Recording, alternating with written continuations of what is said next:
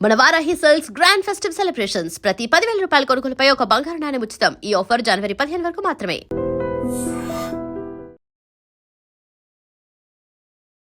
మేడిపల్లిలో నిన్న జరిగినటువంటి ఇన్సిడెంట్లో ఎప్పుడైతే అశోక్ని భార్య పూర్ణిమనే ప్లాన్ ప్రకారం చంపేసింది అని తెలిసిన తర్వాత ఈ కేసులో మరిన్ని విషయాలు వెలుగులోకి వస్తున్నాయి.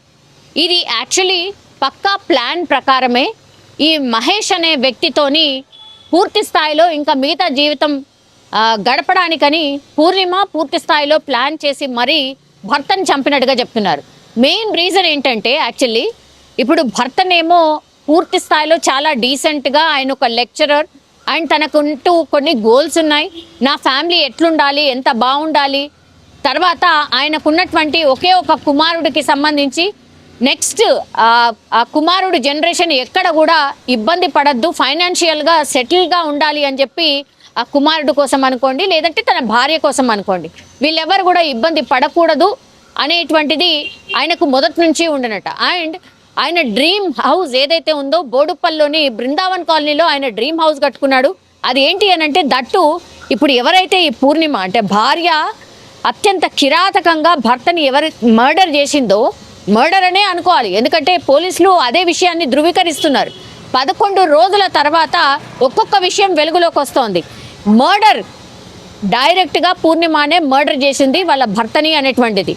అశోక్ ఏమో ఇక్కడ సొంతిల్లు ఉండాలి, హైదరాబాద్లో నా డ్రీమ్ హౌస్ ఉండాలి, ఇక్కడే సెటిల్ అయిపోవాలి, ఇప్పుడు ఏదైతే కష్టపడుతున్నామో ఆ తర్వాత పూర్తిగా ఒక ఏజ్ వచ్చిన తర్వాత పూర్తిగా రెస్ట్ తీసుకోవాలి అనేటువంటిది ఆయన ప్లాన్ ఉండే. అందులో భాగంగా పూర్ణిమ ఒకవేళ ప్లే స్కూల్ నడుపుతానంటే కూడా ఆమెకు తగ్గట్టుగానే ప్లే స్కూల్ని డిజైన్ చేసి అదే ఇంట్లో ప్లే స్కూల్ నడుపుతోంది పూర్ణిమ. తర్వాత ఫస్ట్ ఫ్లోర్లోనేమో ఇల్లు ఉంది. ఇట్లా ఆయన 2 ఫ్లోర్ బిల్డింగ్ని ప్లాన్ చేసి కట్టుకున్నటువంటి సిచ్యువేషన్. సో ఇంత ప్లాన్డ్గా వాళ్ళ ఫ్యామిలీ గురించి ఆలోచిస్తున్నటువంటి అశోక్ని అత్యంత కిరాతకంగా జస్ట్ 6-7 నెలల నుంచి పరిచయం ఉన్నటువంటి వ్యక్తి ఆర్ ఆమె ఇంకా మిగతా జీవితాన్ని గడపాలనుకుంటున్నటువంటి వ్యక్తి సహకారం తీసుకొని ప్లాన్ ప్రకారం ఇంకా ఈయన ఆస్తులు కూడా లాక్కొని దగ్గర కర్ణాటకలో ఈయనకి వ్యవసాయ భూమి ఉంది. అంటే కర్ణాటకకు సంబంధించిన వాళ్ళు ఇక్కడికి వచ్చి సెటిల్ అయినటువంటి పరిస్థితి. కానీ ఇక్కడే ఉండిపోవాలి అనుకున్నాడు అశోక్. అందులో భాగంగానే సొంత ఇంటిని కూడా కట్టుకున్నాడు. అండ్ ఆ కాలనీలో కూడా చాలా మంచి పేరుంది. అందులో భాగంగానే ఇప్పుడు భర్తని పూర్తి స్థాయిలో చంపేసి ఎవరికి ఎలాంటి డౌట్ లేకుండా క్రియేట్ చేసి ఆస్తుని పూర్తి స్థాయిలో ఆమె పేరు మీద మార్చేసుకొని ఈ మహేష్ అనే వ్యక్తితోని ఎప్పుడైతే పరిచయం ఏర్పడిందో అతనితోని పూర్తిగా హాయిగా గడపచ్చు అనుకున్నాడు. మహేష్ ఒక కూలీ కాబట్టి ఆయనకు కూడా దీనికంటే పెద్దగా ఏం ఆశించుండడు. ఏజ్ గ్యాప్ చాలా ఉంది. ఈమెకేమో 30+, ఆయనకేమో ఇప్పుడు ఈ మహేష్ అనే వ్యక్తికేమో కేవలం 22 సంవత్సరాలు మాత్రమే. ఈ 6 నెలల పరిచయమే ఈ చావుకి అశోక్ని చంపడానికి కారణం అనేటువంటిది పోలీసులు కూడా చెప్తూ ఉన్నారు. ఇల్లీగల్ రిలేషన్షిప్ ఉంది కాబట్టే వాళ్ళు హ్యాపీగా ఉండడానికని చెప్పి భర్త అడ్డుని తొలగించడానికే ఈ ప్లాన్ అంతా చేసింది పూర్ణిమ. ఆమెకు సహకరించిన వాళ్ళు మహేష్, అట్లాగే ఇంకో వ్యక్తి కూడా సహకరించిండు. అందులో భాగంగానే ఇప్పుడు A1 పూర్ణిమ, A2 మహేష్, A3 ఇంకొకైనా సహకరించినటువంటి వ్యక్తి.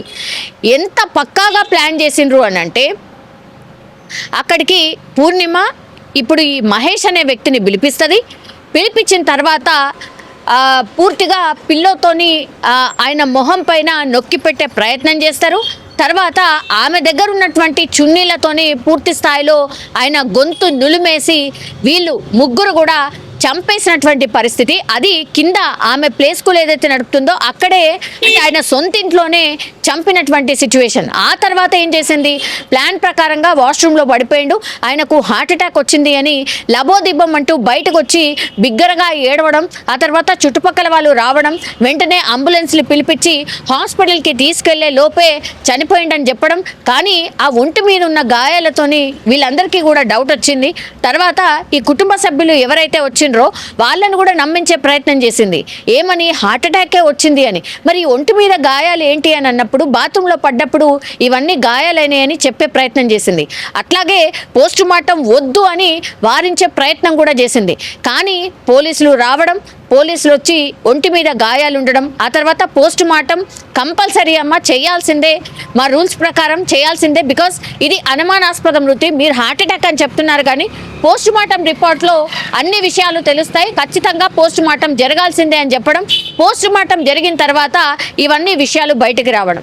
సో తమదైన స్టైల్లో పోలీసులు అయితే విచారణ చేసినప్పుడు ఆమె ఒక్కొక్క విషయాన్ని బయట పెట్టడం, 11 రోజుల తర్వాత ఈ ఇన్సిడెంట్ బయటకు రావడం. ఇప్పుడు బృందావన్ కాలనీ వాసులే కాదు, మిగతా అంటే పూర్తిగా ఈ వార్త వైరల్ అయినటువంటి సిచ్యువేషన్. ఇప్పుడు ఇంకో నిజం ఏంటంటే భర్త పేరు మీద ఉన్నటువంటి ఆస్తులకి పూర్తిగా వాళ్ళ కొడుకు అట్లాగే భార్యనే హక్కురాలు అవుతుంది. కాబట్టి భర్తనే లేకుండా చేసేస్తే ఇప్పటికే 5 కోట్ల ఆస్తి ఉంది, సో కంప్లీట్లీ హ్యాపీగా బతకొచ్చు, ప్రియుడితోని బతకొచ్చు అన్న దాంట్లోనే ఈ హత్యకు ప్లాన్ చేసినట్టుగా ఇప్పుడు పోలీసుల విచారణలో ఈ పూర్ణిమ బయటపడినటువంటి సిచ్యువేషన్ అయితే కనిపిస్తోంది.